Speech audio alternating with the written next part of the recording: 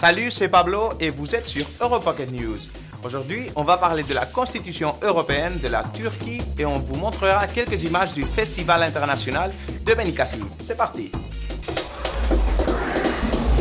José Socrates, José Barroso et Margot Wallström sont en bonne route pour partir en vacances d'été.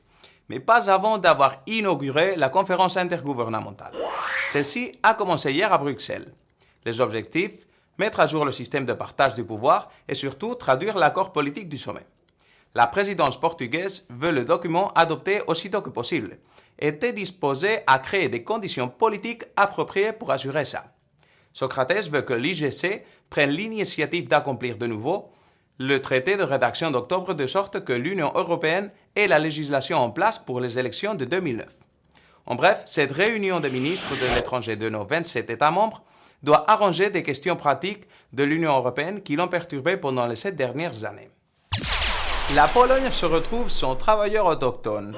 Que fuit-il? Ou plutôt, qui? Leurs hommes politiques?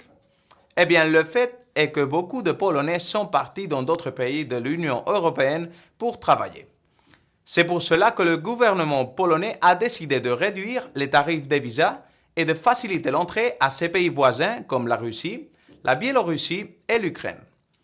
Mais il y a quelques limites. Ce visa moins cher permettra aux travailleurs d'obtenir un permis de travail de 3 mois maximum. Les économistes pensent que la Pologne est en plein boom, mais n'a pas assez de travailleurs. Est-ce que cette mesure servira à accueillir dans le futur des étrangers ou générera-t-elle à la longue un conflit? La Turquie compte 72 millions d'habitants. Ces 20 dernières années, elle semble s'être modernisée, même si cela n'y paraît pas. Elle s'est modernisée grâce au parti des islamistes modérés. Ce même parti qui, dimanche dernier, a écrasé l'AKP, le parti de la justice et du développement. Et donc, c'est Erdogan qui sera à la tête du nouveau gouvernement d'Ankara. Son objectif: démanteler l'État autoritaire, garantir la laïcité officielle et accomplir des conditions pour adhérer à l'Union européenne. Même dans le futur, le fait de vivre pacifiquement dans un pays islamique laïque pourrait-il être une réalité? Par exemple, selon une étude du TESEF, la Fondation turque des études économiques et sociales, 60% des femmes turques portent le voile. Pourtant, le port du voile est interdit dans les organismes officiels. Pour certaines, ces restrictions se sont converties en un symbole de répression, tandis que pour d'autres, en un symbole de libération. Devons-nous, les Occidentaux, associer les laïcs aux démocrates modernes et les islamistes aux anti-modernes? Je pense que ce que nous ne devons pas espérer, nous, les Européens, c'est que les Turcs se convertissent au christianisme, ou alors qu'ils deviennent laïcs du jour au lendemain, surtout si c'est juste pour obtenir le certificat démocratique et entrer au sein de l'Union européenne. Les appareils photonumériques pourraient subir une augmentation des prix. Jusqu'à maintenant, ils étaient importés sans aucune taxe dans les 27 pays membres. Mais les caméscopes sont sujets à une hausse du 4%. Le problème est qu'avec toutes ces nouvelles technologies, parfois il est difficile de différencier un caméscope d'un appareil photo. C'est pourquoi l'Union européenne a mis au point une règle. Les appareils photonumériques ne doivent pas pouvoir filmer plus de 30 minutes par séquence vidéo. Ainsi, les appareils photo qui ont l'option caméra qui ne dépasse pas ce temps de séquence pourront entrer sans taxe dans l'Union européenne. Cette décision sera effective après 2 mois selon son approbation. Ce dimanche, nous étions à Benicassim et sans aucun doute, l'ambiance qui régnait était encore présente après le passage des Arctic Monkeys.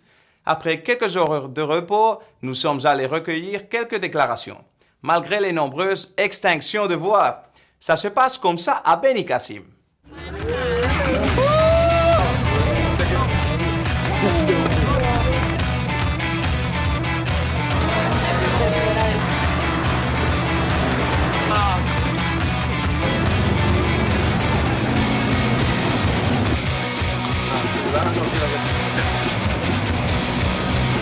How did you get on at the trip? Oh, brilliant. Yeah, it's really great. What was the best thing about it? I don't know.